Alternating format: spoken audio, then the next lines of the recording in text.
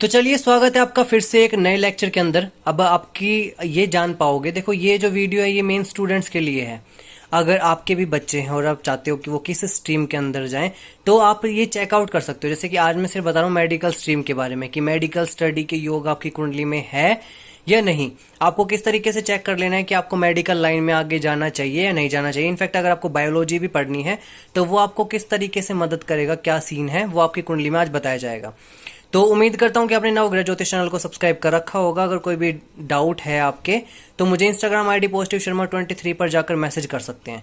Notification bell को दबा दीजिएगा और भी इंटरेस्टिंग वीडियोस के लिए।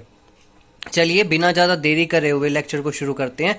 देखो, मेडिकल स्टडी के लिए जो योग सबसे ज़्यादा बनते हैं और जो योग बनाने में जो ग्रह मदद करते हैं वो होता है मंगल, वो होता है केतु, वो होता है सूर्य, वो होता है चंद्रमा, वो होता है गुरु। ठीक है, ये चार आपके जो पांच ग्रह होते हैं, जो पांच ग्रह होते हैं, ये पांच ग्रह मदद करते हैं आपका ये संयोग बनाने में।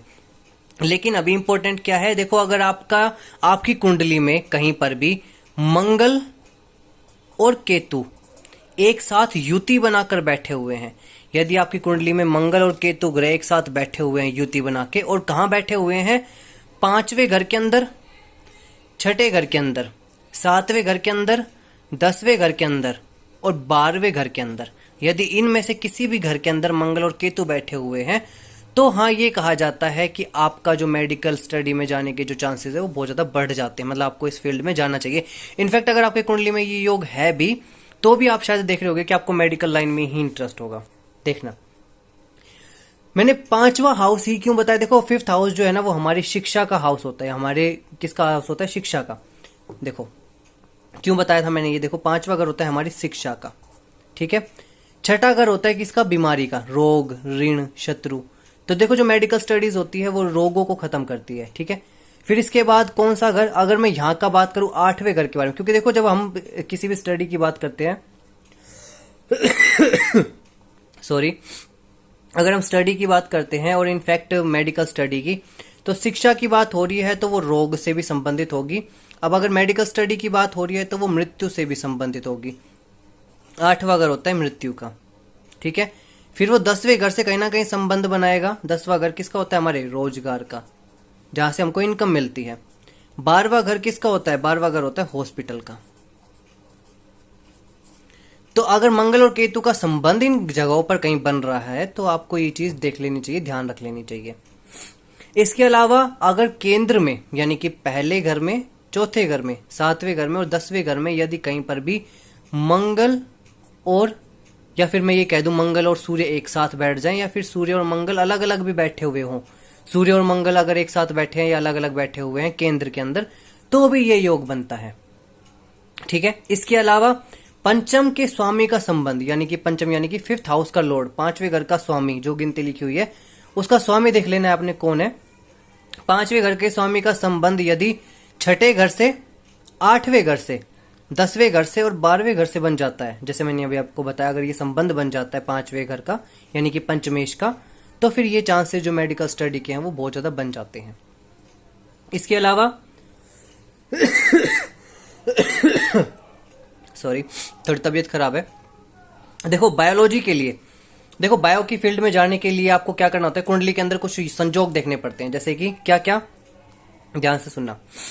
अगर कुंडली में मंगल के साथ में शनि बैठा हुआ है, पहला संजोग ये। चंद्रमा के साथ में कुंडली पर कहीं भी शनि बैठ जाए, बुध के साथ में कहीं पर भी शनि बैठ जाए, तो ये संजोग बनता है।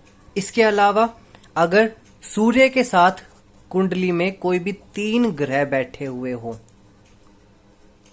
अगर चंद्रमा के साथ में कुंडली में कोई भी 3 ग्रह एक साथ बैठे हुए हैं, या फिर चंद्रमा आपकी कुंडली में चंद्रमा छठे घर में, 8वें घर में या 12वें घर में बैठ जाए। चंद्रमा कौन से घर में? छठे, 8वें या 12वें घर में बैठ जाए, तो ये योग बनता है। किस चीज का योग बता रहा हूं मैं? बायोलॉजी स्टडी का, कि आपका बायो के अंदर इंटरेस्ट बहुत ज्यादा रहेगा, इनफैक्ट मेडिकल लाइन में बेसिकली। इसके अलावा यदि कुंडली में मंगल के साथ में गुरु की युति है, कहीं पर भी किसी भी घर में हो, मैटर नहीं करता, बस होनी चाहिए। प्लस में साथ में सूर्य के साथ में गुरु बैठा हुआ हो तो आपकी कुंडली में ये युति बहुत अच्छे तरीके से बनती है। इस चीज का आपको ध्यान रखना है। तो मेडिकल लाइन के अंदर आपको अपना करियर बनाने के लिए अपनी खुद की कुंडली चेक करनी है, और अगर ये संजोग बनते हैं आपकी कुंडली में तो डेफिनेटली आपको मेडिकल स्ट्रीम चुन लेनी चाहिए। आप इसी फील्ड के लिए बने हुए हो, आपका करियर जो है मेडिकल लाइन में ही जाएगा। तो उम्मीद करता हूँ आपको ये लेक्चर बहुत अच्छा लगा होगा। अगर आपको कोई भी डाउट है इस लेक्चर से रिलेटेड तो मुझे पॉजिटिव शर्मा 23 पर जाकर मैसेज कर सकते हो इंस्टाग्राम पर। अगर कुंडली की कंसल्टेशन चाहते हो तो अपनी डिटेल्स वहां पर भेज देना, जैसे कि full name, date of birth, place of birth, exact timing और टॉपिक कि किस टॉपिक पर आपको कंसल्टेशन चाहिए। मैं वहां पर आपको जरूर रिप्लाई करूंगा। नवग्रह ज्योतिष चैनल को सब्सक्राइब करके जाइएगा, नोटिफिकेशन बेल को दबा दीजिएगा, वीडियोस को शेयर करते रहिएगा ताकि लोगों तक पहुंच सके। चलिए मुलाकात होगी फिर से आपसे एक नई वीडियो के अंदर, तब तक के लिए जय श्री राम, जय बजरंग बली।